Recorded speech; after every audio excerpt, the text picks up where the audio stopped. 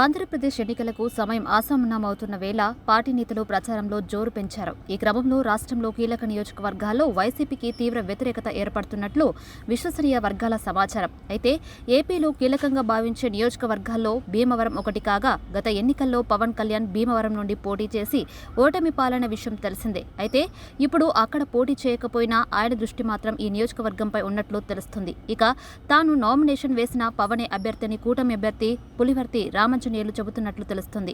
ఇక కూటమి ప్రయోజనాల కోసం తాను పిఠాపురం నుంచి పోటీ చేస్తున్నట్లు పవన్ నామినేషన్ దాఖలు చేశారు. అయితే భీమవరంలో గెలుపును ఆయన ప్రతిష్టాత్మకంగా తీసుకున్నట్లు తెలుస్తుంది. గత ఎన్నికల్లో పవన్ పై విజయం సాధించిన వైసీపీ ఎమ్మెల్యే గ్రంథా శ్రీనివాస్ కు తన నియోజకవర్గంలోని ప్రజలే ఆయనపై వ్యతిరేకత చూపిస్తున్నట్లు తెలుస్తుంది. అంతేకాకుండా భీమవరంలో ప్రధాన రాజకీయ అంశంగా రౌడీయిజం మారిందని, పవన్ పై గెలిచినప్పటి నుండి గ్రంథి శ్రీనివాస్ భీమవరం మొత్తాన్ని రౌడీల గుప్పిట్లో పెట్టి పరిపాలన చేస్తున్నారన్న విమర్శలు వినిపిస్తున్నట్లు సమాచారం. ఆస్తులు అమ్మాలన్నా కొనాలన్నా కప్పం కట్టాల్సిన పరిస్థితి ఏర్పడిందని ప్రజలు తెలియజేస్తున్నారు. ఇక ఇవన్నీ కూడా రాబోయే ఎన్నికల్లో వైసీపీపై ప్రభావం చూపబోతున్నట్టు తెలుస్తుంది. ఇక ఉమ్మడి పశ్చిమ గోదావరి జిల్లాలో టీడీపీకి కంచుకోటగా భీమవరం నియోజకవర్గం ఉండేది. తర్వాత వరుసగా 3 సార్లు ఓడిపోయిన తర్వాత 2014లో మళ్లీ పులవర్తి రామంజనేయులు టీడీపీ తరపున విజయం సాధించారు. అయితే అంతకుముందు ఆయన కాంగ్రెస్ తరపున గెలిచారు. 2019 ఎన్నికల్లో వైఎస్ఆర్ కాంగ్రెస్ పార్టీ అభ్యర్థి గ్రంథి శ్రీనివాస్ విజయం సాధించారు. గత ఎన్నికల్లో ఎమ్మెల్యే గ్రంథి శ్రీనివాస్ కు 70,643 ఓట్లు రాగా, పవన్ కళ్యాణ్ కు 62,288 ఓట్లు వచ్చాయి. ఇక టీడీపీ తరపున పోటీ చేస్తున్న రామంజనేయులు 52,000 ఓట్లు తెచ్చుకున్నారు. ఇక టీడీపీ జనసేనకు కలిసి వచ్చిన ఓట్లు 1,14,000 కాగా, వైసీపీకి వచ్చిన ఓట్లు 70,000. ఎలా చూసినా ఈ నియోజకవర్గంలో 44,000 ఓట్ల మెజార్టీ ఉన్నట్లు కనిపిస్తుంది. ఇక నియోజకవర్గంలో మొత్తం 2.5 లక్షలకు పైగా ఓట్లు ఉండగా, ఈసారి ఎన్నికల్లో కూటమి అభ్యర్థికే విజయం వరించబోతున్నట్లు తెలుస్తుంది. భీమవరం పట్టణంతో పాటుగా భీమవరం రూరల్, వీరవాసరం మండలాలు ఈ నియోజకవర్గం పరిధిలోని క్షత్రియ సామాజిక వర్గ నేతలు కాపులే భీమవరం ఎమ్మెల్యేలుగా ఎన్నికవుతూ వస్తున్నారు. అయితే తెలుగుదేశం పార్టీ మొదట్లో క్షత్రియ నేతలకు ఛాన్స్ ఇవ్వగా, క్రమంగా కాపులకు అప్రకటిత రిజర్వ్డ్ నియోజకవర్గంగా మారింది. ఇక కాపు ఓటర్లే సుమారుగా 80,000 వరకు ఉన్నట్లు తెలుస్తుంది.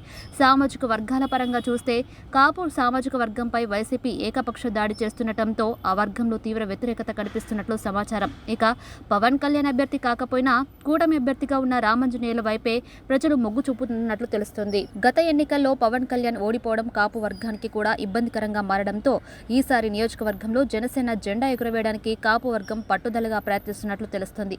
అయితే కాపులతో పాటుగా క్షత్రియ సామాజిక వర్గానికి చెందిన వారు కూడా వైసీపీకి పూర్తిగా దూరమైనట్లు తెలుస్తుంది. అయితే కూటమికి దెబ్బకి భీమవరంలో ఎట్టి పరిస్థితుల్లోనూ గెలవాలనే లక్ష్యంతో ఎమ్మెల్యే శ్రీనివాస్ కు వైసీపీ హైకమాండ్ అన్ని రకాలుగా సాయం చేస్తున్నట్లు తెలుస్తుంది. కానీ 5 ఏళ్లలో ఆయన చేసిన అరాచకాలు జనసైనికుల్ని రెచ్చగొట్టిన వైనంతో గ్రంథి శ్రీనివాస్ పై నియోజకవర్గంలో తీవ్ర వ్యతిరేకత పెరిగిందని సమాచారం. ఇక కూటమి అభ్యర్థికి భీమవరంలో స్పష్టమైన అనుకూలత కనిపిస్తుందన్న అంచనాలు బలంగా ఉన్నట్లు తెలుస్తుంది. జగన్ నేను మాట్లాడుతా భీమవరంలో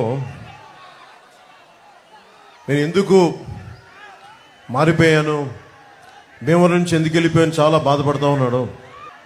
జగన్కి అడుగుతున్నా, మరి ఇక్కడ ఉన్న ఎమ్మెల్యేని ఎందుకు ఇక్కడి నుంచి పక్క నియోజకవర్గానికి ఎందుకు పంపించేసావు?